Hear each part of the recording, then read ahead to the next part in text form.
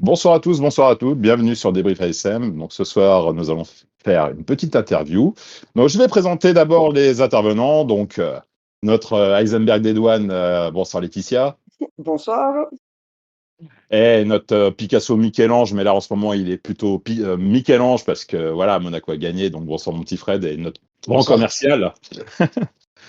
Et JB va passer quand même sous, sous ma plume, on va dire. Donc, bah écoute, c'est un aide-soignant en EHPAD. Le seul mec capable de parler couche, pampers pour vieux, comme si c'était un 20 millésimé.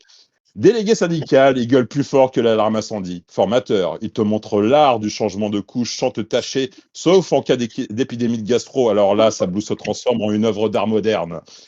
Il sauve des vies, même si ça nous arrangerait d'avoir moins de retraite à payer, il faut le dire. Il défend ses collègues, il balance des punchlines, surtout sur les protections pour adultes comme personne. Il râle, il crie, il affronte sa direction sans peur. Mais derrière tout ça, il y a un père énorme qui aime son fils plus que tout, et pour qui rien n'est jamais trop grand. Bonsoir JB. Merci beaucoup. Bonsoir tout le monde. Voilà, JB. Donc, passons à notre invité du jour. Donc, à Monaco, troisième gardien, tellement loin du terrain qu'il connaissait mieux le banc que la surface. Pendant que les titulaires jouaient, lui, bah, il s'est chauffé. Ouais, pendant un an. Ça a fait de l'échauffement. Profession, doublure de doublure. Parce que troisième gardien, c'est d'accepter de voir du foot de très très près sans jamais y toucher. Et pourtant, il avait le courage de se lever le matin pour prendre des mines à bout portant à l'entraînement. Aujourd'hui, à Saint-Brieuc, au Stade Briochin, dernier rempart, survivant, preuve vivante qu'on peut partir de la cave et finir patron de la surface. Désolé pour le chambrage, mais au final, c'est toi qui joues et les autres regardent. Bonsoir Franck Lostis. Bonsoir. Bonsoir à tous. Bonsoir. Bonsoir. Bonsoir. Bon, bah Franck, on a un petit concept chez nous, on a un petit bisutage, tu verras, c'est tranquille. Ouais, pas de problème. Ouais, T'es nickel. prêt? Ouais, ça me Ok, va. ah, ça marche. Bon, du coup, quel est ton joueur préféré en activité? En activité? Ouais. Ah, c'est dur, je regarde pas énormément le foot à la télé. Il y en a beaucoup là comme ça. Pas facile, pas facile. Euh, ouais, en activité, pas forcément en ce moment. Bah, il y en a même pas un qui te fait un petit peu vibrer. Non, même pas forcément. Non. Pas Moi, je suis forcément. assez old school. Ok. Bon, bah, du coup, on va passer à la deuxième question. Quel est ton joueur légende? Peter Schmeichel, c'est vraiment le Ah! joueur qui m'a. Franck, tu je te dis, c'était mon gardien préféré quand j'étais gamin. Ah bah le mien aussi. Voilà. Ah, voilà. Bravo, bravo, bravo. Ah, j'aime bien, j'aime bien. Du coup, quel est ton entraîneur fétiche? Alors, pas forcément un entraîneur que tu as eu, mais un que tu aurais aimé être sous ses ordres. Ah, il y en a beaucoup, mais on va viser grand et on va dire Sir Alex Ferguson. Ah, bien, bien, bien, bien. Du coup, quelle est la plus belle équipe que tu as vu jouer? Ben moi, je suis un grand fan de Manchester, donc les belles années avec Rooney, Carrick, Scholes, Giggs Ouais, bah ouais, tu m'ont m'étais vraiment fait vibrer quand ils gagnaient la Ligue des Champions avec Van der Sar dans la cage. Donc on va dire que c'est cette équipe-là qui m'a vraiment plu et que je prenais plaisir à regarder. Et l'époque des Galactiques du Real aussi, c'est vraiment top. D'accord. Ok. Et du coup, quel est le meilleur joueur avec qui tu as évolué dans ta carrière? Qui n'est pas fini, bien évidemment. Ouais, c'est vrai qu'à Monaco, à l'époque, Néné, c'était Ouais. vraiment fort. Ouais. Vraiment très fort. En plus, j'avais mes yeux de jeune joueur. Et Ouais. je dis, ah ouais, putain, c'est vraiment fort, c'est très fin, ça jouait juste, il portait plutôt l'équipe offensivement, c'est lui qui a porté ce truc en plus, quoi, cette passe, ce déplacement. Donc c'est vrai que Néné, il reste dans le top, ouais. Ok, ça marche. Et du coup, ben, quel est l'attaquant le plus coriace? Tu te dis, putain, putain, merde, non, pas lui, c'est bon, je vais en prendre trois avec lui. Même Euh, s'il n'est pas spécialement connu, hein, mais voilà, c'est toujours intéressant. ouais, ben, dans les divisions Ligue 2, Nationale, il y a Gaëtan Courtet qui joue à Ouais. Valenciennes Oui. aujourd'hui et qui est encore, malgré, je crois qu'il est plus vieux que moi, mais très bon, très intelligent dans le jeu. C'est un renard, quoi. Donc, tu sais que lui, il faut pas lui en laisser beaucoup parce que une, elle peut suffire. Donc voilà, je retiendrai Courtet qu'on va bientôt rencontrer là avec le club, le Stade Briochin dans quelques jours. Mais ouais, c'est vraiment, c'est des joueurs, il faut les surveiller. Ouais. D'accord. Je Bon, bah savais pas voilà. qu'il était encore en activité pour ma part, je ne savais pas. Ouais, il est à Valenciennes là, en N1 et il est encore performant et c'est un super joueur. Ouais. Ça marche. Bah, je te remercie, Franck. Bah voilà, toi, c'était rapide. Je suis juste un petit peu déçu que tu m'aies pas sorti un petit goal là en ce moment, mais bon, Ouais, c'est pas grave. Ouais, non, je regarde pas trop les matchs. C'est vrai que je regarde beaucoup moins la Première Ligue, Manchester. Mais c'est vrai que là, comme ça, je j'ai pas le recul. Même encore mercredi dernier, j'ai pas regardé avec des champions. Donc, D'accord, je ok. sais pas, ouais. Bon, bah ça marche. Bon, bah on va commencer par l'interview. Bah Ouais. du coup, que deviens-tu? Eh ben, comme vous disiez, Stade Briochin aujourd'hui, Ouais. à bientôt 36 ans. Donc, voilà, on continue à prendre du plaisir. Voilà, parce que honnêtement, c'est un métier passion. Donc c'est vrai que moi, tant que le corps et la tête y suivent, je le dis tout le temps, je jouerai tant que j'en ai encore l'énergie et l'envie. Donc aujourd'hui, je touche du bois et voilà, l'organisme répond présent. J'ai encore la grinta de mes premières années, donc voilà, je continue et je prends beaucoup de plaisir dans un club où voilà, on a la même vision du foot, voilà, beaucoup de tranquillité, de sérénité, un club sain, un club avec des valeurs, donc je prends beaucoup de plaisir aujourd'hui. Ah, je me rappelle du Stade Briochin, enfin, ça a joué en Ligue 2 à une époque, hein. Oui. J'ai encore des souvenirs de ce club. Ouais, non, mais c'est cool, plutôt cool. Par contre, juste pour savoir, pour ton après-carrière, t'as des envies particulières ou pas? Aujourd'hui, c'est pas encore ultra précis. Il n'y Ouais. a vraiment pas quelque chose ou un domaine qui va sortir du lot, on va dire. Mais Mhm. par contre, ça fait quelques années que j'y réfléchis et du coup, j'arrive à savoir plutôt ce que je voudrais pas faire. Je prends le truc dans l'autre Alors, sens, en fait. ouais, Et ouais. aujourd'hui, je sais ce que je veux pas faire. Donc déjà, ça m'enlève pas mal de choses. Donc déjà, c'est une approche qui me permet d'être serein. Et puis, c'est un peu délicat dans ma situation de se projeter là parce que je sens que j'ai encore l'énergie, les jambes, comme on dit. Donc, j'ai pas envie de m'y pencher trop tôt, même si on s'y penche toujours. Dès qu'on arrive à une trentaine d'années, on y réfléchit. Mais j'ai pas envie de rentrer clairement dans le vif du sujet de la reconversion encore parce que je pense avoir encore quelques années, quelques saisons si tout va bien. Donc Ouais, je te- là, ça fait 2 ans au club. En parallèle, je suis éducateur dans un lycée, c'est-à-dire que j'entraîne des jeunes d'une section foot. Donc 3 fois par semaine, je les entraîne pour qu'ils puissent ensuite arriver dans leur club avec au moins 3 séances dans la semaine. Donc chaque élève, chaque joueur a son club le week-end et ils ont des horaires aménagés pour pouvoir s'entraîner le mardi, le mercredi et le jeudi avec moi en section foot du lycée. Voilà. Bon, bah, c'est Donc plutôt cool. voilà, c'est une piste qui me plaît, que on m'a proposé ça l'année dernière, un peu comme ça par hasard et voilà. Je suis assez curieux de nature, donc j'exploite et j'explore un maximum de choses parce que au moins on peut savoir ce qu'on aime moins, ce qu'on voudrait faire et ce qu'on voudrait pas faire. Donc Ok. en Ouais. tout cas, c'est très intéressant. Bah, je te souhaite d'avoir déjà de jouer jusqu'à 40 ans comme Buffon, hein. Ouais, C'est tout le malheur que je te souhaite, hein. merci. Donc si t'as encore la niaque pour y arriver, même au-delà de 40 ans, vas-y, hein, fonce. C'est clair, on va essayer du moins, ouais. On va Ouais, essayer. bah, je te le souhaite. Bah écoute, bah, mon deuxième petite question. Donc, tu as été formé à l'AS Monaco. As-tu d'autres propositions? Si oui, lesquelles? Et puis sinon, pourquoi l'AS Monaco? À l'époque, non. Je suis arrivé au centre à 18 ans, Ouais. un peu plus tard que la moyenne, on va dire.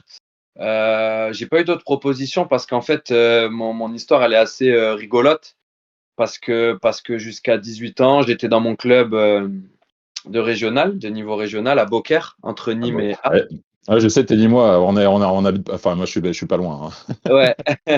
Donc j'étais à Beaucaire et puis par hasard, en moins de 18, à l'époque, c'était les moins de 18, le recruteur de Monaco du coin qui m'avait suivi quand j'étais plus jeune croise mon coach de l'époque par hasard et lui demande comment je vais, qu'est-ce que je deviens. Et mon entraîneur dit que c'est très bien, que je suis plutôt bien, je suis plutôt performant. Et le recruteur dit est-ce qu'il a grandi au niveau de la taille? Parce que j'étais assez petit à l'époque où justement les clubs font signer les jeunes au centre. Et mon coach dit oui, justement, Franck. Il est grand maintenant, donc voilà. Donc il me rappelle, ce recruteur, il me propose 3 jours d'essai. Je fais les essais, ça se passe bien, mais il décide de pas me prendre parce qu'à l'époque de ma génération, il y avait le fils à Jean-Luc Ettori, Paul Noël, qui était au club, qui était stagiaire au club, et on a le même âge, même poste, donc entre guillemets, c'était bouché. Et puis un concours de circonstances au mois d'août fait que l'organigramme est complètement changé au centre. C'est Fred Barilaro qui prend la direction du centre en gardant le coaching de l'équipe CFA à l'époque. Et du coup, moi, entre-temps, j'avais signé numéro 3 à 18 ans à Arles, qui, pour la petite histoire, était monté en Ligue 2 l'année d'après. Et finalement, Monaco me rappelle au mois d'août en disant voilà, on a un manque à ce poste, on souhaiterait te faire venir. Donc c'est pour ça que ça s'est fait. Une semaine avant de signer, je faisais un peu d'argent de poche en plantant des plants de tomates dans une serre, quoi. Donc, Ouais. voilà, c'est arrivé, c'était pas forcément prévu, donc c'est pour ça que peut-être encore aujourd'hui, j'ai encore envie de jouer le plus longtemps possible, quoi, parce que j'ai encore cette fraîcheur. Donc voilà un petit peu. Donc à l'époque, j'avais que entre guillemets Monaco parce que j'avais entre-temps signé à Arles et que dans ma tête, j'étais parti pour faire ma saison à Arles et progresser, puis voilà, quoi. Ah, t'aurais pu avoir pire, hein. Ah franchement, Ouais. même moi je me disais mais comment c'est possible de passer de entre guillemets pas grand-chose comme sollicitation à l'un des top 5 pour pas dire top 3 des centres de formation de Bien France. évidemment. Bien Sachant évidemment. qu'à l'époque, Nîmes Olympique est jamais venu me chercher alors que j'étais là. Il n'y a que Arles avec Michel Estevan qui m'avait suivi et qui m'avait recruté pour un futur, un moyen terme, quoi, pour que peut-être dans les années qui arrivent, je puisse évoluer en national à Arles ou en Ligue 2 par la suite, vu que le club était monté. Mais c'était la seule proposition concrète intéressante, c'était d'aller à Arles, quoi. Et ensuite, Ok. Monaco est arrivé. Donc, ouais, il y a pire, ouais. Ah ouais, tu m'étonnes. Ok, JB, je te laisse prendre la suite. Super, merci Quentin. De Alors, rien. tu as été désigné meilleur gardien au tournoi de Toulon, International Espoir. Est-ce que tu peux nous en dire plus? Ouais, tournoi de Toulon, équipe de France U21. Donc voilà, on fait ce tournoi qui, aujourd'hui, je sais même pas s'il existe encore, mais en tout cas à l'époque était plutôt relevé quand même, avec des équipes comme l'Italie, comme le Mexique de James à l'époque. Ouais. Donc Non, la Colombie. Colombie. la La Colombie, Colombie. Colombie. la Colombie. Ah, Il y avait le c'est la Mexique. Colombie qui remporte d'ailleurs le tournoi, Oui, d'ailleurs, cette année. voilà, justement, on Ouais. perd contre la Colombie, mais il y avait le Mexique également qui avait une bonne équipe, mais oui, c'était Colombie, James. Ouais. Et donc, du coup, voilà, moi j'avais été sélectionné en U19 aussi. Donc, il y avait quand même aussi un suivi au niveau des générations et tout ça. Et on avait une belle petite équipe et on avait échoué malheureusement en finale au tir au but. Mais ça reste un super souvenir et ça s'était plutôt bien passé personnellement. Donc, honnêtement, que des bons souvenirs de cette petite quinzaine, de ce petit tournoi. Ouais, c'était vraiment bien. Je crois qu'en plus, les gars, vous perdez au tir au but, hein, c'est ça, hein, en finale. Ouais, on perd au péno. Ouais. Leur gardien, la Colombie avait été sort les 2 premiers, je crois. Donc vraiment, on avait été. Les pénaux n'avaient pas beaucoup existé dans cette séance, malheureusement. Ouais. Ouais, on rappelle, il y avait Bénézé dans ton équipe. Ah, Ouais, il y avait ouais, ouais. Bénézé. Ouais, Ouais, il y il a avait. quand même pas mal marqué d'ailleurs, hein. Ouais, il y avait Bénézé, il y avait à l'époque Joseph Monrose qui était à Brest, à Lens. On avait Khalidou Koulibaly qui Ouais. est international sénégalais. Ouais. ah ouais. Ouais, C'était très beau, belle. ouais. Franchement, on avait Anthony Knockaert qui a joué ensuite en Première Ligue à Cardiff, je pense, ou à Queen's Park Rangers. Enfin, voilà, on avait vraiment une équipe. On avait vraiment créé quelque chose. On avait été très performants et on avait vraiment créé quelque chose de sympa. Ouais, c'était vraiment cool. Super. Quel souvenir gardes-tu de l'AS Monaco? Est-ce que par hasard tu es resté en contact avec des joueurs du centre de formation ou d'autres joueurs?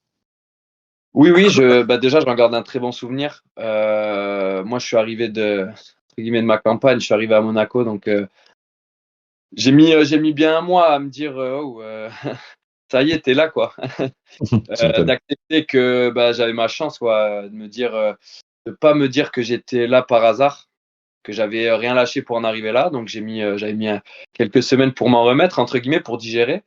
Mais ouais, j'en garde des très bons souvenirs parce que j'ai rencontré des personnes qui, au-delà de rechercher la performance des joueurs, euh, voilà, il y avait un accompagnement, c'est-à-dire qu'on n'était pas délaissé, on n'était pas livré à nous-mêmes. Voilà, le club, aujourd'hui, je ne sais plus comment ça fonctionne parce que je m'y intéresse plus trop, mais à l'époque, voilà, l'objectif du club, c'était de faire voilà, des adultes responsables avant d'en faire des joueurs. Et pour moi, un joueur, s'il est la tête bien sur les épaules, bien câblé, il peut faire une belle carrière ou au moins il peut mener sa carrière sereinement. Voilà. Donc il y avait vraiment ça et ils m'ont aidé à devenir un adulte, quoi. Donc Fred Barillaro, Christophe Almeras, coach et gardien. Puis ensuite, quand on passe en pro, à l'époque, c'était Guy Lacombe qui avait quand même ce rôle de formateur qui lançait des jeunes quand même, qui a fait confiance, avec Andrea Mitrano qui m'a beaucoup aidé, qui m'a beaucoup apporté. Voilà, donc moi, j'ai vraiment de très, très bons souvenirs. J'ai pas eu ma chance parce que le club avait pris notre envergure à un moment donné. Mais en tout cas, ça, c'est pas un problème, c'est pas un regret parce que déjà à l'époque, il y avait Steph Ruffier, donc là, il n'y avait aucune possibilité de gratter quoi que ce soit parce que c'était le top français, pour pas dire le top européen. Et par la suite, voilà, moi, j'ai toujours apprécié mes années. J'ai toujours aimé la manière dont on s'est préoccupé de moi, comment on m'a aidé, comment voilà, on m'a amené là. Et je dois quand même beaucoup à ce club et aux personnes qui étaient, en tout cas, que j'ai rencontrées. Et aujourd'hui encore, ma femme est de Monaco.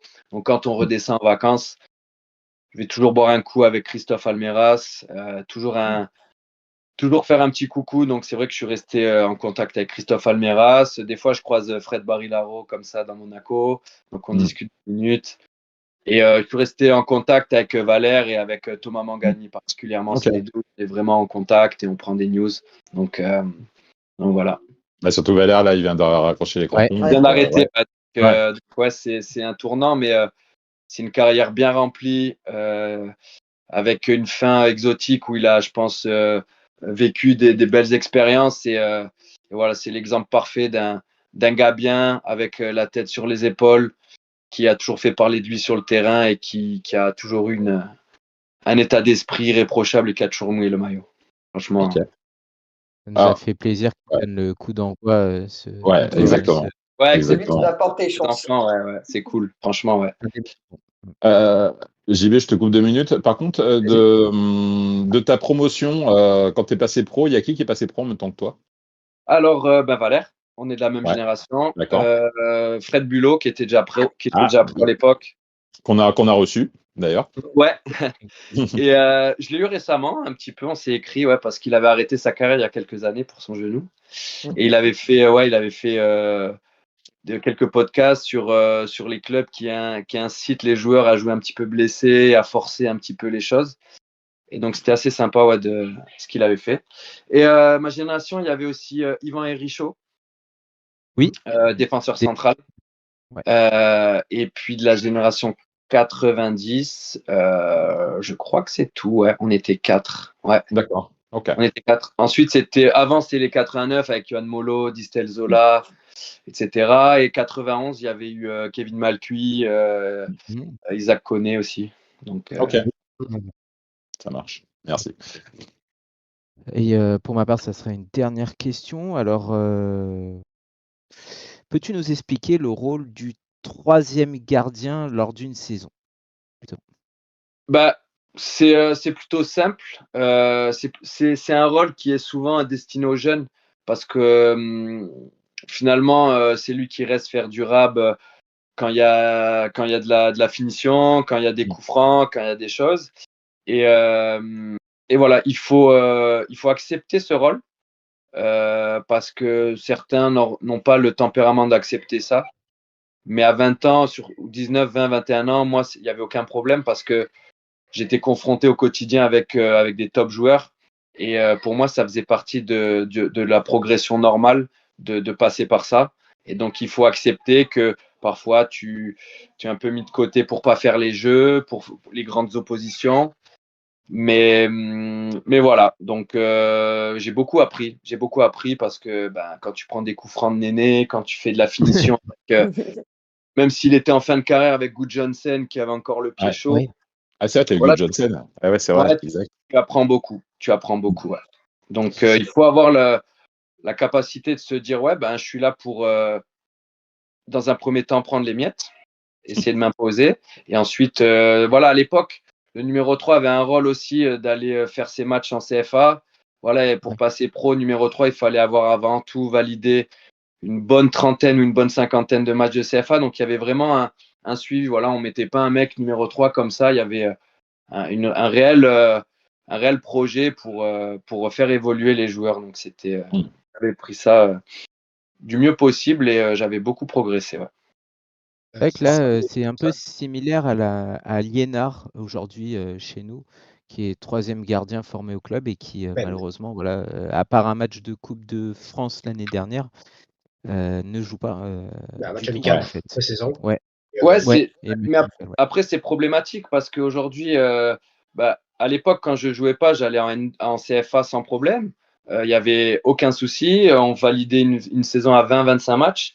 Maintenant, aujourd'hui, je me demande si un profil comme Liénard à 25 ans, peut-être. À l'époque, nous, quand on jouait, on en avait 20, 21. Et ensuite, si on n'avait pas la place à Monaco, on allait jouer ailleurs. On se faisait prêter, on essayait on avait envie de jouer. Aujourd'hui, je suis pas sûr qu'un gardien numéro 3 à Monaco, il ait envie forcément de partir. Il est dans son confort, il est tranquille. Le week-end, il va peut-être jouer avec les U21, mais les U21, là, l'équipe qu'ils ont faite, ils partent en jet à Old Trafford jouer des matchs. Est-ce que c'est la réalité du foot? Voilà, donc c'est un réel débat qu'il peut y avoir. En tout cas, nous, on était prêts à soit s'imposer à Monaco, soit s'il n'y avait pas la place et que c'était pas possible, on avait les armes pour aller s'imposer ailleurs. Donc voilà, aujourd'hui, Monaco, même si je ne m'y suis pas du tout imposé en pro, m'a donné des clés et des armes pour pouvoir mener du mieux possible ma carrière et avoir déjà cet état d'esprit de m'imposer dans les clubs où je suis passé. Ouais, parce que surtout avant, dans l'ancien avant, c'était le troisième gardien, c'était le vieux Briscard. En règle générale, c'était le pré-retraité à une époque. Oui, à une époque, mais après, moi, après ça a changé. Ouais, ça a plutôt évolué après. Et les clubs étaient plus dans une recherche de formation. Et donc, du coup, rien de tel qu'un gardien de 18-20 ans aller le faire jouer avec des adultes en CFA. Et c'est hyper formateur, ce niveau-là, surtout à l'époque. Parce que tu rencontres des adultes qui vendent chèrement leur peau. Et des fois, on tombait sur des équipes qui étaient bien moins fortes que nous. Mais on se disait, ah ouais, c'est ça, donc le monde senior. Et donc, on était prêt à aller à la bataille, quoi. On était prêt à aller à la bataille avant de jouer au foot, quoi, finalement. C'est un mot fort, la bataille, mais on était prêt à aller au combat et pas faire des matchs gentillets entre réserves pro, quoi. Mais maintenant, il n'y a même plus de CFA, c'est l'élite, donc ils ont leur propre gardien, donc ils jouent encore moins. Voilà. Il n'y a plus la Coupe de la Ligue, avant ça faisait tourner entre Coupe de France, Coupe de la Ligue et tout. Donc ouais, les troisième gardiens, c'est post-partie. Voilà, c'est tendu. C'est une nouvelle politique, il faut l'accepter, il faut essayer de la comprendre aussi, parce que si certains clubs font ça, je crois que Nice fait également ça, c'est parce qu'il y a une raison et qu'ils ont bien réfléchi leur coup. Mais c'est vrai que moi qui suis vraiment de la vieille école, j'arrive pas trop à comprendre comment on peut progresser quand on s'entraîne en pro. Voilà, on va progresser, ça va vite et on valide pas le week-end. J'arrive pas trop au niveau du rythme, au niveau. Un match, ça reste un match. Hein. Un match, ça reste un. Pour se faire voir aussi. Parce qu'à l'entraînement, du coup, tu t'entraînes qu'avec les gardiens ou des fois de temps en temps avec les joueurs? C'est la finition à la fin, quoi. Surtout à la fin. Avec les joueurs, il y a de la rotation, mais voilà, le numéro 3, le numéro 4, il va avoir moins à manger, entre guillemets, sur ce genre de situation que le numéro 1 et le numéro 2, ce qui est tout à fait logique. Et justement, moi, je sais que ma semaine, elle était rythmée comme ça. Le mercredi, il y avait opposition.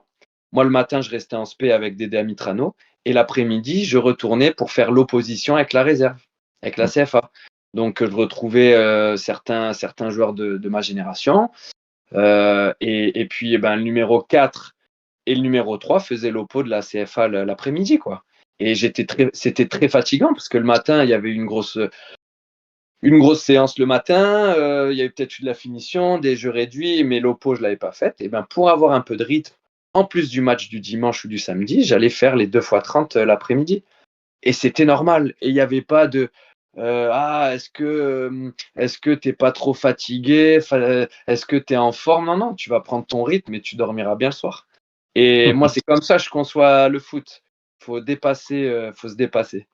Et je retournais en CFA avec beaucoup d'envie et beaucoup d'humilité parce que 2 ans avant, je ramassais les tomates. Donc, pas oublier ça. Et j'ai peur qu'on l'oublie un peu parfois dans certaines situations. Tu côtoyais la section amateur de l'AS Monaco, toi? J'avais fait un match ou deux quand je venais d'arriver au club, le temps que je crois ma licence ou mon contrat soit validé. J'avais fait un match dès la première semaine où j'étais arrivé avec les 18. 18 R1 sans doute, 18 DH à l'époque. Mais voilà, sinon, j'avais pas eu l'occasion de les côtoyer. Non. D'accord, ok. Alors, c'est au cas où si c'est pour savoir qui était l'entraîneur à l'époque. Non, je sais pas du tout. C'était Cole, puis c'était il y a 20 ans presque. Ouais, c'est pour ça. Non, c'est au cas où. Ça marche. Même si Liénard, alors je rajoute sur Liénard, en plus aujourd'hui, on a un gardien numéro 1 qui est souvent blessé, Adriki, qui a été plus absent que présent. Et le pire, c'est que quand Adriki revient, en fait, c'est un moment Cohn qui s'est blessé. Donc Liénard a dû devenir numéro 2 à chaque fois. C'est vrai que c'est vraiment frustrant ça doit être vraiment frustrant pour lui, quoi. Mais il peut même pas se rendre. Puis apparemment c'était un très bon gardien, franchement très bon, mais le problème c'est qu'il n'a pas sa chance, quoi. Et que ce soit à Monaco ou ailleurs, et maintenant à 25 ans, c'est dur ensuite de dire à un jeune comme ça, tu vas peut-être aller jouer même en Ligue 2. Est-ce qu'un club de Ligue 2 va prendre le risque de prendre un gardien qui a 0 minutes? Voilà, c'est pour ça, il y a du bon comme du moins bon, mais chacun mène sa carrière comme bon lui semble. Et voilà, donc c'est ce côté temps de jeu, mais ça n'enlève en rien que c'est sans doute, et d'après ce que j'ai pu entendre, un excellent gardien. Donc voilà, c'est dommage que même, pourquoi pas, on lui laisse pas un petit peu sa chance aussi en pro. Voilà, à un moment donné, je suis encore Monaco, hein, c'est pas un secret, et je suis pas sûr que les 2 gardiens donnent une immense satisfaction comme pouvait le donner Flavio Roma, Fruffier, Subasic, voilà. Voilà, donc pourquoi pas à un moment donné dire sur Monaco 10e aujourd'hui au milieu de tableau, il joue plus rien quasiment. Faisons confiance, faisons essayer, quoi, au moins. Voilà, pourquoi pas. On a eu ce débat. Moi, je me mets à la place du gardien qui est au club, qui est fidèle au club, formé au club, qui a l'amour du maillot en plus, sans doute, parce que s'il est là, c'est qu'il s'y sent bien et qu'il aime le club. Voilà, pourquoi pas lui dire sur la fin de saison, on va essayer sur 3 matchs, quoi, pour voir un petit peu ce que ça donne et préparer la suite, quoi. Parce que les gardiens en place, par rapport à ce que le club a pu connaître à l'époque, le club il passe de Flavio Roma, Steph Ruffier à des gardiens qui sont un peu moins Subasic entre-temps, à des gardiens qui sont qui sont pas au niveau des 3 derniers que j'ai pu citer, mais c'est comme ça, c'est un constat, c'est pas méchant, parce que je me permettrai pas de critiquer les gardiens qui jouent en Ligue 1 parce que j'ai jamais fait une minute en Ligue 1, donc c'est loin de moi l'idée de critiquer les gardiens qui évoluent à ce niveau-là parce que c'est des top gardiens, mais au sein du club, quand on a un œil extérieur, pourquoi pas donner sa chance à un jeune du club qui est formé, qu'on connaît par cœur, quoi. Surtout que Monaco a un club satellite en plus, le Cercle Bruges. Oui, avec des prêts, après, faut voir ce que ça vaut. Faut voir, j'ai pas trop suivi ce côté-là, mais ça peut donner du temps de jeu, mais bon, faut voir un petit peu les modalités, quoi. Ok, merci beaucoup. Ok. Laetitia, je pense que c'est à toi. Enfin, moi. Donc, peux-tu me citer ton top 5 de joueurs que tu as côtoyés? Dans toute ma carrière ou à l'ASM? Toute ta carrière. Hein. Ouais. Néné, franchement, je reviens à Néné, c'était vraiment très fort. Même s'il n'a pas performé à Monaco, je trouvais très très bon Mathieu Coutader. Ah oui, Mathieu, oui. Bah, au moins, il était énorme, hein, Mathieu. Ouais, il était très fort. Et puis, Ah bon, c'est pour ça qu'on l'avait pris à l'époque. ouais, c'était un gros transfert et tout, mais je trouve que voilà, il s'est pas imposé à Monaco, mais c'était un super joueur. Donc lui, ouais, je le mettrais dans mon top 5 parce que vraiment, c'était fort. À Clermont, j'ai joué avec Ludovic Ajorc, qui n'est Oui. pas à ce niveau-là aujourd'hui, mais qui, franchement, en prenait le chemin. C'était vraiment une valeur sûre. Famara Diédhiou aussi à Clermont, qui a mis beaucoup de buts, qui s'est ensuite imposé en Angleterre, en Ligue 1 à Angers. Donc, ouais, très, très fort. Et après, dans les niveaux national, par exemple, à Orléans, j'ai joué avec Gaëtan Perrin, qui a explosé à Auxerre par la suite. Oui, Exactement. Et quel joueur. Il avait rien à faire en national, tout simplement, donc ça saute aux yeux. Voilà, des Johan de Moncy qui joue aujourd'hui à Guingamp, qui ont le niveau Ligue 2 largement, même Ligue 1 qui pourrait jouer en Ligue 1 sans problème. Donc ouais, je pourrais en sortir 2-3 par saison, par année. J'ai joué avec Jima Levina aussi, qui était un jeune à l'époque, qui s'est ensuite imposé à Clermont puis à Angers, qui est parti en Turquie là. Donc ouais, chaque année, c'est dur d'élaborer comme ça un top 5. Mais on peut tous les ans sortir 2-3 joueurs qui sortaient du lot. Mais ouais, le top, ouais, c'est les joueurs que j'ai connus à Monaco, parce que c'était l'époque de la Ligue 1. Donc Néné, c'était très fort. Diego Pérez, c'était très fort. Diego. Ouais. Diego. Voilà, à l'époque, les deux ouais. centraux, Mongongu, Nkoulou, c'était très fort pour leur jeune âge. C'était, tu te dis à 18 ans, Nkoulou, ce qu'il faisait, c'était incroyable, avec beaucoup de qualité. Donc, voilà, à l'instant T, ouais, tu sors quasiment que des joueurs de Monaco à l'époque qui étaient ultra performants. Steph Ruffier, c'était le top du top en France. Voilà, donc. Mais par contre, je reviens sur Gaëtan Perrin, parce que là, comme tu me dis ça, franchement, est-ce que tu as compris son choix de carrière là? Quand tu vois le potentiel de ce mec-là, franchement, ce mec-là, je le signais tous les jours à l'AS Monaco quand je vois la saison qu'il venait de faire à Auxerre. Wow. N'importe quel club de Ligue 1 à part le PSG pouvait le recruter sans problème et il aurait performé. Mais à un moment donné, il y a un élément qui rentre en compte aussi, c'est sans doute l'argent. Et moi, je pars du principe qu'il faut respecter tous les choix. Il faut accepter qu'un joueur choisisse aussi ce côté où il y a l'aspect financier, où on sait jamais d'où viennent les gens, ce qu'ils ont vécu, on sait pas. Donc moi je me dis, s'il a fait ce choix-là, c'est qu'il y avait une raison valable, réfléchie, et que c'est propre à lui en fait. Donc moi j'ai beaucoup de respect pour toutes les décisions qui sont prises dans les choix de carrière. Et le comprendre ou pas, oui, pour moi on peut comprendre tout choix de carrière. Ça se comprend. Ouais, mais je me demande s'il n'y a pas eu une proposition haute, quoi. Enfin, peut-être que même avec un salaire peut-être plus important qu'à Auxerre, certainement. Mais il revient en Ligue 1, là. C'est à Ludogorets. Il revient en Ligue 1. Il revient. Il est à Krasnodar, là. À Krasnodar, merci. Il revient en Ligue 1 à Lille, d'après ce que j'ai lu, là, je crois. Ah, là, par contre, là, c'est beau, là. Ouais, j'ai lu qu'il y avait des touches en Ligue 1 parce que c'est une bonne pioche, quoi. S'il revient, ça fait que 6 mois. Mais à l'instant T où il part à Krasnodar, je pense qu'à un moment donné, des fois, il faut se mettre aussi à la place des joueurs. Se dire, et moi, je ferais quoi, là? Si j'ai la proposition, imaginez, c'est un contrat de 4, 5, 6 ans. Voilà, il faut respecter ça. Et voilà, Gaëtan, en plus, il a galéré en national, il a galéré à Orléans, il est descendu de Ligue 2 à national avec Orléans, il est resté à Orléans. Il a galéré.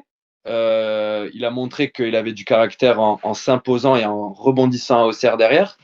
Donc voilà, à un moment donné, il y a des choix qui peuvent se proposer. Et à un moment donné, sur l'aspect financier, si on peut mettre à l'abri sa famille, bien évidemment. La famille qui arrive, je mets au défi tout le monde de ne pas réfléchir au minimum à 2 fois. Voilà, donc ça se comprend pour certains, d'autres ne comprendront pas, mais moi j'essaye de réfléchir et de me dire, attends, si j'étais à sa place, j'ai aucune info, mais je me dis, qu'est-ce que je ferais moi si j'ai le contrat de ma vie qui peut mettre à l'abri 3 générations derrière moi, qu'est-ce que je fais? Voilà, ça se respecte. Moi, je pars du principe que ça se respecte, du moment où le joueur il part proprement le club, et ce qui est le cas de Gaëtan où il a toujours été d'un état d'esprit irréprochable. Donc là, on peut rien dire aux joueurs qui ont toujours mouillé les maillots. Voilà, donc voilà. C'est vrai que sportivement, oui, on peut se poser la question, mais il y a d'autres éléments qui rentrent en compte aussi aujourd'hui dans les choix. Non, mais moi, je critiquais pas le choix, on va dire, pécunier, on va dire, vraiment le choix financier. Mais j'aurais été curieux de savoir s'il y avait eu d'autres propositions de Ouais. quelques bons clubs de Ligue 1, voire à l'étranger. Peut-être ça va pas jouer à grand-chose, parce que bon, d'accord, Krasnodar a peut-être un peu de pognon, mais je pense quand même qu'il y a pas mal de clubs de Ligue 1 qui auraient pu s'aligner, je pense. Je pense. Après, il faut voir aussi les C'est pour discours ça, faut voir. que peuvent Ouais. avoir les clubs auprès du joueur. Peut-être qu'aucun club de Ligue 1 a Peut-être, eu oui. le discours qui l'a convaincu. Voilà, il y a plein d'éléments que parfois on peut même ignorer, on peut même ne pas se rendre compte. Donc c'est pour ça, c'est toujours délicat de juger ou de voir un petit peu quels choix peuvent être faits par les joueurs ou les coachs ou les clubs. C'est jamais simple. Ouais, tu sais que moi, il m'avait fait plaisir sur MPG, alors c'est pour ça que j'étais dégoûté. Il m'a fait gagner quelques matchs. Vas-y, Tia, désolé. On continue. Non, il n'y a pas de souci. Hein. As-tu des anecdotes à nous raconter sur Monaco pendant ta formation? Des trucs croustillants. Ouais. Des Ouais, ragots de il pourrait y vestiaire. en avoir, il pourrait y en avoir beaucoup, mais c'est vrai que cette histoire d'avoir rejoint le club comme ça. Une semaine avant, j'étais dans une serre pour planter des plants de tomates et j'étais pas programmé à partir dans un club pro. Pareil pour ma première sélection U19, en fait, je reçois une convocation alors qu'on revenait d'un stage au ski et en fait, j'ai mes parents qui m'appellent, qui me disent bon, juste comme ça, t'avais fait ton passeport en arrivant à Monaco parce qu'il t'est imposé de faire un passeport quand tu arrives au centre parce que tu peux aller partir à l'étranger. Et je dis ouais. Et je calcule pas, je me dis que bon, j'avais 18 ans donc je calcule pas et en fait je rentre du stage du ski, on rentre à Monaco et je vois la liste, la convoque et en fait avant de valider la convoque, il fallait que le club avait contacté mes parents pour dire est-ce que Franck son passeport est ok parce qu'on va pas lui faire une fausse joie. Et donc oui, c'était ok. Donc je viens du ski où on avait fait comment dire des raquettes et tout. J'étais à des années-lumière de m'imaginer que j'allais être sélectionné 6 mois après avoir intégré le club, partir en sélection quoi. Donc c'était plein de choses comme ça qui étaient marrantes et je pourrais en avoir plein les premières fois où j'arrive à l'entraînement la première semaine au centre et j'ai Christophe Almeraz qui me donne un tas de paires de gants de gardien dans les boîtes, donc 5 paires. Il me dit tiens, donc je les prends comme ça et je lui dis mais du coup faut que je les donne à l'époque il y avait Paul il y avait Paul Noël Ettori, Ludovic Guimera, donc je dis mais ça faut que du coup je les distribue aux autres et la naïveté quoi. Et il me dit mais non c'est pour toi et puis dès que tu as besoin dans 2-3 mois tu me dis. Et pour moi je dis ok 5 paires neuves d'un coup, ok bon. Ah oui, c'est cool. Voilà, donc c'était comme ça et voilà, c'est plein de petites choses comme ça qui montrent qu'il y a quand même un peu de naïveté, un peu de fraîcheur. Et aussi oui, j'ai oublié, je suis encore en très très bon contact avec Axel Maraval qui a aujourd'hui et on arrive à se tenir au courant au téléphone, je l'ai vu l'année dernière quand ils sont venus jouer en coupe un club de Saint-Brieuc, donc ouais, on est resté très très très très potes. Ouais. Et du coup, tu te souviens de ta première sélection en U19? Oui, c'était en Ukraine. En Ukraine? Ok. Ouais, Il faut justifier le passeport. Ouais, voilà, c'est à l'étranger, donc c'était en Ukraine, avant qu'il y ait tout ça, hein, malheureusement, mais c'était à Donetsk en plus. Et on avait fait 2 oppositions contre l'Ukraine pour préparer l'Euro, justement, en Ukraine au mois de juillet. Et donc, du coup, on était 2 gardiens et j'avais joué un match et j'ai mis un quart d'heure à rentrer dedans parce que pour moi, j'avais l'impression de flotter sur le terrain. Mais parce que je me disais, mais c'est incroyable, quoi. C'est incroyable d'être là, quoi.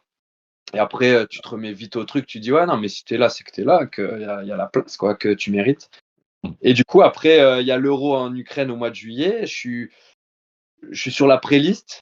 Et donc, je suis pas convoqué parce qu'ils prennent 2 gardiens. Donc, je suis pas appelé. Ils prennent Rémi Pillot de Nancy et il y a un gardien de Bordeaux, je sais plus son nom, qui était sélectionné depuis 3-4 ans. Donc je dis bon, mais c'est bien, c'est pas grave. Au moins ils ont pensé à moi. Et un des gardiens se blesse à l'entraînement en Ukraine. Donc du coup, nous on était en stage avec la CFA à Autran, je crois. En montagne, pareil, décidément, la montagne. Ça te gagne. Ouais, Ça te gagne. Et en fait, j'ai dû quitter le stage directement pour prendre l'avion en Ukraine, sans équipement, sans rien.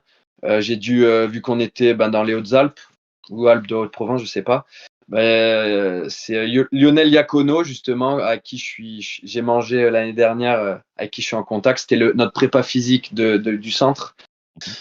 Qui m'a tout organisé, taxi, avion, pour aller de Grenoble jusqu'à Lyon, prendre l'avion à Lyon, l'escale, tout ça. Et je suis arrivé à Donetsk après 24 heures de voyage. Et les gens ne comprenaient pas trop qu'il y a un mec tout seul en survêt de Monaco soit dans les avions.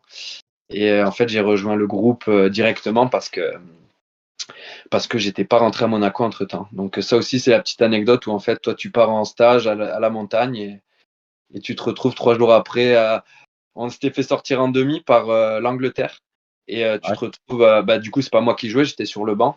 Et tu te retrouves 3 jours après à être dans le groupe pour la demi-finale de l'Euro, quoi. Mais en U19, il y a un petit bisutage quand tu arrives en équipe de France ou pas? Tu chantes, mais là, je sais même pas si j'avais chanté. J'aurais été curieux de savoir quelle chanson. Je te demandais pas de chanter, mais j'aurais été curieux. J'ai eu mon bisutage à Monaco, dès que j'ai intégré le groupe. Et je me souviens, François Modesto, dès que je finis de chanter, il me dit, avec son accent, il me dit, oh, celle-là, tu la fais plus jamais. C'est bon, c'est passé, c'est fait. Et en fait, j'ai chanté une chanson de la Feria de Nîmes, qui s'appelle La Boiteuse. Donc, voilà. C'est pas la chanson la plus belle, mais c'est celle où je savais que sous pression, j'allais pas oublier une parole. Ok, ça marche. Voilà, c'est intéressant. c'était mon choix. Je savais que sous pression, sous le regard de Diego, sous le regard de Alonso, de Ruffier, de Modesto, j'allais pas perdre. Tu m'étonnes. Tiens, c'est une question à poser sur nos futures interviews, ça, les gars. Bah ouais, c'est marrant. Ça. On en a tous une. Hein. Tout le monde a fait des clubs. Tout le monde a chanté. C'est pour ça. Exact. On a reçu aussi Sébastien Pugrenier. Il nous parlait des coups francs de Néné. Tu vas parler souvent de Néné à l'entraînement. Ouais. Il disait qu'à chaque fois, il les mettait dedans, ils essayaient, ça partait dans tous les sens. Ah bah ouais. À Néné, c'était une main à la place du pied. Hein. Incroyable. Ouais, exact. Incroyable. Exact. Et du coup, ma dernière question, c'est peux-tu nous raconter la suite de ta carrière? As-tu des regrets? La suite, je me fais prêter ma deuxième année pro, je me fais prêter à Martigues en national. Ensuite, je reviens, il me reste 1 an de contrat. Entre-temps, les Russes ont repris le club, ont mis beaucoup de choses en place. Donc, je sentais que j'allais pas avoir grand-chose à avoir, tout simplement. Donc, je pars à Amiens en national, qui venait de descendre de Ligue 2. Mes 2 ans se passent hyper bien. Je fais tous les matchs. Et je suis recruté par Clermont 3 ans pour jouer en Ligue 2 à 24 ans. Donc, c'était top. C'était une belle progression. Étape par étape, je me sentais bien. Et puis, au bout d'une semaine de reprise, en fait, on devait avoir une coach, une Portugaise, qui m'avait recruté. Oui, exact. Lena Costa. Finalement, elle jette l'éponge au bout de 1 ou 2 jours parce qu'elle est pas en accord avec le directeur sportif à Clermont. Et du coup, il recrute à ce moment-là Corinne Diacre. Et ça se passe pas bien. Je joue les 10 premiers matchs, je me casse un doigt. On était un petit peu en difficulté. Je me casse un doigt, donc je mets 2 mois à revenir. Je reviens pas très bien. Entre-temps, le gardien qui jouait avait été plutôt performant, donc elle le laisse, pas de problème. Et puis ensuite, moi, il me reste 2 ans de contrat, mais elle me met complètement à la cave. Et du coup, j'ai pas eu de porte de sortie. J'ai pas trouvé des projets, des clubs pour retrouver du temps de jeu et rebondir. Donc je fais 2 ans comme ça, donc je me retrouve 2 ans sans rien faire, sans jouer du moins. C'est pas évident, donc je m'entraînais, mais rien à se mettre sous la dent.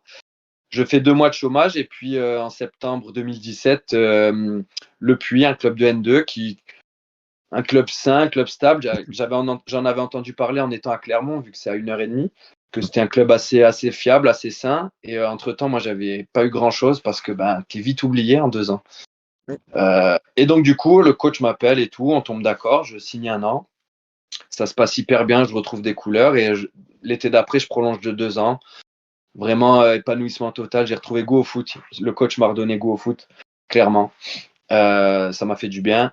Et je fais 3 ans là-bas. Après, je signe à Orléans, qui venait de descendre de Ligue 2. Ils cherchaient un gardien qui connaît le championnat, un peu d'expérience. Donc, à 30 ans, je signe à Orléans. Je fais 2 ans. J'aurais aimé faire plus. Mais entre-temps, le président de l'époque, à qui je m'entendais très bien, avait subi un attentat au Paris-Dakar. Ah oui. Voilà, C'est donc vrai. le club, pendant 6 mois, lui était plutôt en soins pour essayer de se sauver parce que voilà, c'était assez dangereux, c'était assez grave ce qu'il avait subi. Et donc du coup, moi, ma prolongation elle était en suspens, quoi. Et puis sur la fin de saison, le club revient avec une proposition vraiment catastrophique. Et je ne sentais pas le coach qui est arrivé la deuxième année, voilà, prêt à être de mon côté pour que le club fasse un effort, entre guillemets. Donc j'ai dit ok, pas de souci, je m'en vais. Et je signe à Bourg-en-Bresse, qui eux m'avaient contacté, n'était pas passé par 4 chemins, m'avait fait une belle proposition. Et le club avait fini 5 ou 6e l'année d'avant. Donc pour moi, c'était aussi une étape. Moralité, ça se passe pas bien du tout. On descend à la fin de l'année avec les 6 descentes.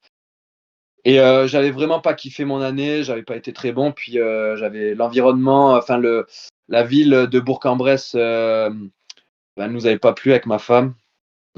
Même moi, quotidiennement, j'ai besoin, moi, en dehors du foot, de faire des choses. J'ai besoin de voir du monde, d'aller manger au resto. J'ai besoin d'aller me promener en ville, qu'il y ait de la vie, quoi. Faut qu'il y ait de la vie. Je peux pas rester chez moi toute la journée en attendant l'entraînement du lendemain. C'est pas possible. Et là, c'était très dur. Et j'ai eu l'opportunité l'année d'après de signer à Saint-Brieuc en N2. Le coach, justement, que j'avais eu au Puy, qui m'avait sorti du chômage, signé à Saint-Brieuc, il m'appelle. Et là, j'ai pas regardé que c'était N2, N1. J'en avais rien à faire, entre guillemets, à 33 ans.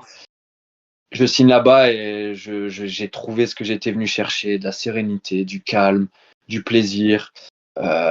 Franchement, une approche du foot en Bretagne, c'est exceptionnel. Exceptionnel.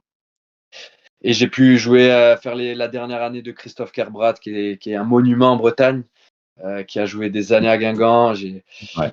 Je prends énormément de plaisir. C'est ma 3e saison et voilà, il y a tellement un bon esprit, un bon environnement que souvent les joueurs des équipes bretonnes partent quelques-uns en week-end de fin de saison comme des lycéens, quoi. Et c'est la première fois à 33 ans que je partais en week-end de fin de saison avec des gars de ma équipe. Et voilà. Donc voilà un petit peu le parcours et des regrets. En fait, non, j'ai pas de regrets parce qu'en fait, et c'est ça qui me permet de pas avoir de regrets, c'est que tous les choix que j'ai faits à l'instant où j'ai dû les faire, je les ai réfléchis. J'ai jamais fait un choix sur un coup de tête. J'ai toujours réfléchi, j'ai toujours pesé le pour et le contre. Même à 18, 20 ans, j'ai toujours été quelqu'un d'assez réfléchi, d'assez posé, que j'ai jamais pris des décisions à la légère et des décisions sur des coups de tête. Donc du coup, aucun regret. Force est de constater que plus tard, certains choix ont été très bons, certains choix ont été très mauvais, mais ça fait partie de la vie, ça fait partie d'une carrière de foot. Donc, des hauts et des bas, mais aucun regret parce que j'ai toujours fait les choix à 100% convaincu. Est-ce que tu as déjà eu des propositions à l'étranger ou pas? Non, j'en avais une petite à l'époque à Clermont. Au bout de ma première année, j'avais un club de D2 belge, le AFC Tubize, qui m'avait contacté pour un prêt. J'étais super intéressé. Ouais. Et la coach m'avait dit mais non, fais une bonne prépa, tu seras récompensé, tout ça. Donc je fais ma prépa et fin juillet, elle me dit non mais Franck, en fait je compte pas sur toi. Et j'avais refusé 10 jours avant Tubize. Donc un petit peu les boules. Parce que en fait, j'ai pas trop compris à quoi elle jouait, parce qu'elle m'aurait dit dès le mois de juillet, Franck, je compte pas sur toi. Et elle aurait réglé mon cas parce que mi-juillet, j'étais à Tubize ou ailleurs. Et là, entre-temps, elle a trop attendu pour me le dire et je vois pas trop l'intérêt parce que je lui ai dit, mais pourquoi vous me l'avez pas dit avant? Et j'aurais eu du coup beaucoup de respect pour ce coach, pour cette personne. Si elle m'avait dit clairement, dès notre reprise le 20 juin, Franck, il n'y aura rien pour toi cette année. Et il n'y a aucun problème. Mais pourquoi attendre début août? J'ai pas trop bien compris pour ensuite essayer me faire partir et tout. Je dis, mais moi, je partirai pas si j'ai rien. Donc, j'ai pas compris. C'était une jeune coach. C'était ses premières années de coach dans un club où elle était attendue réellement. Et elle a fait des erreurs. Et voilà, on était beaucoup à avoir subi pas mal d'erreurs de sa part. Ouais. Et je parle pas de football, je parle de management. Alors, que penses-tu du foot actuel? Comme je disais, j'ai un peu de mal avec les datas, avec les stats. Parce que pour moi, parfois, c'est un simple placement, une simple décision qui va créer la différence sur une situation, sur un but. Je sais plus quel coach disait qu'il faudrait récompenser non, L'avant-dernière. bas, s'il te plaît. Le curieux. Ouais, il n'y a pas de souci, t'inquiète pas. Le téléphone, s'il te plaît. Il est curieux. Ouais. Et, donc je disais, oui, il y avait un coach qui parlait de récompenser l'avant-dernière passe, pourquoi pas, parce que parfois c'est elle qui va créer toute la différence, qui va faire toute la différence. Et voilà. Et j'ai du mal à comprendre qu'on puisse aller recruter ou juger un joueur sans l'avoir vu et en se basant juste sur des données. Pour moi, tout se complète. Il faut une base de données, il faut des stats, mais il faut aller voir des matchs. Voilà. Donc, j'ai un peu de mal avec ce côté-là où les joueurs veulent absolument avoir des stats. On va dire, lui, c'est un bon attaquant, mais il a mis que 5 buts.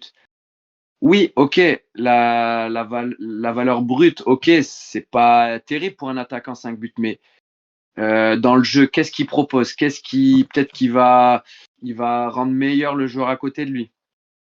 Il y a plein d'éléments qui, pour moi, doivent rentrer en compte et que le foot actuel oublie un petit peu. Donc, moi, c'est peut-être vieux jeu, mais voilà. Il n'y a pas mieux que d'aller voir un match de foot et voir comment se comporte un joueur qu'on a ciblé, un profil qu'on a ciblé. Et au moins, on peut aller voir si on a vu 4-5 fois un joueur. Là, on peut réellement avoir, je pense, un avis clair, quoi.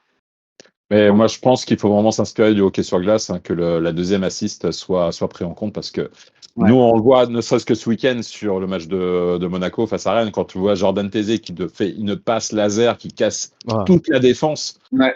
Ça, c'est voilà, c'est la passe qui a fait la différence d'ailleurs. Bien sûr. Voilà. Ou même sur un centre, ton attaquant qui coupe au premier, qui du coup libère le point de pénalty pour un joueur qui arrive en seconde lame, les gens qui s'intéressent au foot sauront que l'attaquant a un déplacement top, mais finalement son déplacement n'est pas récompensé. Je dis pas que ça vaut une passe D, mais pour moi dans une situation, c'est peut-être cette course qui crée le but finalement, qui fait la différence. Ouais. Et donc je trouve qu'on est vraiment trop acharné sur les stats, les buts, les passes D. Ouais, mais qu'est-ce qu'il propose dans le jeu? Qu'est-ce qu'il propose? Voilà, ballon récupéré, mais ballon perdu, mais ok, ballon perdu, mais si les passes, elles sont 3/4 en arrière. Voilà, tout dépend. Si je suis milieu de terrain et que on joue à 2, on joue à 3, si on joue à 3 et que on a un profil plutôt récupérateur derrière nous en point de basse et que moi en 8, j'ai plus de liberté de me projeter, ben oui, je vais peut-être moins récupérer de ballon que ma pointe basse, mais je vais peut-être plus me projeter. Donc en fait, c'est de la complémentarité. Et c'est pour ça pour moi, il faut absolument aller voir les joueurs pour voir si ça colle à ce qu'on veut faire dans le recrutement. Voilà, je le vois comme ça. Mais je prends beaucoup de plaisir quand je regarde un match. Je prends beaucoup de plaisir parce que le niveau global a quand même évolué. Maintenant, les clubs sont très à cheval, sont très attentifs à beaucoup de choses et voilà. Il y a des pour et des contre comme toutes les générations, mais c'est vrai que il y a quand même du plaisir Moi, j'ai plaisir quand je regarde pas énormément de matchs, mais quand j'en mets un, je me le regarde bien comme il faut. Vraiment bien attentif, et c'est vrai que il y a des choses qui sont mieux qu'avant. C'est beaucoup plus précis, les coups de pied arrêtés, il y a des vraies stratégies maintenant. On met plus dans la boîte et on attend de voir ce qui se passe. Donc il y a vraiment de la recherche, et il y a des choses qui sont du foot moderne qui sont ultra intéressantes. Donc c'est comme tout, il y a des choses, il y a des choses qui sont vraiment dans le progrès, et des choses qui parfois peuvent arriver à leur plafond de verre à un moment donné. Et pour clôturer, as-tu un mot pour les supporters monégasques? Qui continuent à supporter leur club parce que c'est un grand club. C'est un club historique, c'est un club qui, les années précédentes, a quand même fait vibrer avec les épopées en Ligue des Champions. Donc en plus, je m'en étais rendu compte à l'époque, c'est un club qui a énormément de supporters dans toute la France. Le parquage visiteur était souvent bien garni. Donc c'est vrai que c'est un club qui parle aux gens dans toute la France. Vous allez en Bretagne, il y a des supporters de Monaco. Vous allez dans le Nord, il y a des supporters de Monaco. Donc c'est vrai que c'est un club qui touche tout le monde, qui touche beaucoup de monde. Et voilà, donc continuer à les soutenir parce que c'est un grand club et c'est un club bien. C'est un club bien sous différentes formes. Et voilà, moi je peux dire que du bien de ce club, même si c'est pas le même aujourd'hui que celui que j'ai connu, mais je pourrais jamais dire du mal de ce club parce que il m'a donné beaucoup de choses. Donc là, vraiment que les supporters continuent à le soutenir parce que chaque club a besoin de ses supporters et un club comme Monaco a besoin aussi. Et voilà, cette année c'est peut-être un peu délicat, mais des belles années arrivent, j'en suis sûr.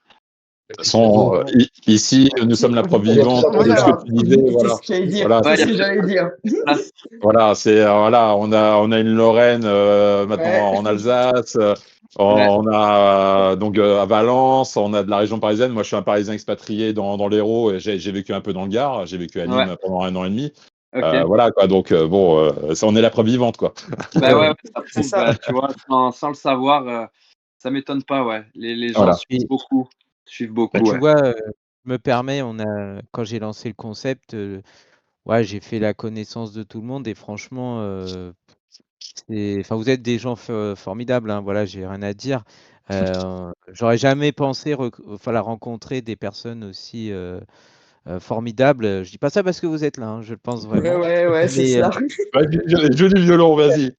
Non, sincèrement, je pense avec Laetitia, voilà, et Diego et Jérémy, on s'est rencontrés lors d'un match l'année dernière à Reims. Franchement, on fait des belles rencontres et c'est vrai que les supporters monégasques, on est vraiment, c'est un peu familial, quoi. Vraiment, on n'a pas toutes ces guéguerres. Bon, bien sûr, on n'est pas toujours d'accord sur tout, mais il y a quand même une entente et c'est vraiment un bon état d'esprit, je trouve. C'est vrai.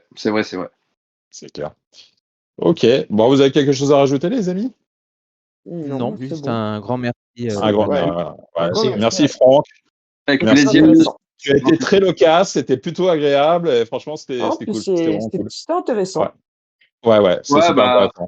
À 36 ans bientôt, il y a pas mal de choses à raconter en ayant fait plusieurs clubs. Donc, c'est forcément un plaisir de discuter foot. C'est toujours un plaisir parce que ça reste la passion. Même en fin de carrière, le foot, ça reste la passion. Et même quand je jouerai plus, c'est un truc qu'on a en nous, quoi, tous. Surtout gardien, c'est un poste spécial. Ouais. Ils sont spéciaux et ils ont une case en moins. Non, tu vois, je pense pas avoir une case en moins. On est normaux. On sort dans les pieds et puis on met la tête, on mettrait pas, ou certains mettraient pas le pied, c'est tout. J'ai joué gardien, donc je peux pas. Moi, j'ai fait la défense aussi, mais j'ai joué gardien aussi à une époque, donc. C'est ce que c'est alors. Tu m'étonnes. Ok. Bah écoutez, je vous remercie. Merci Franck, en tout cas, nous avoir accordé cette interview. Par contre, je répète toujours, n'oubliez pas de vous abonner à la chaîne, nous suivre sur les réseaux sociaux, donc Instagram, Facebook, TikTok, X, la totale. Et puis, on se retrouve très vite pour une prochaine interview qui va arriver. Ça sera Monsieur Affolali. Et à très vite, les amis. Allez, à bientôt. Daguet Monegou à tous. Ciao. Salut à tous. Salut. Au revoir.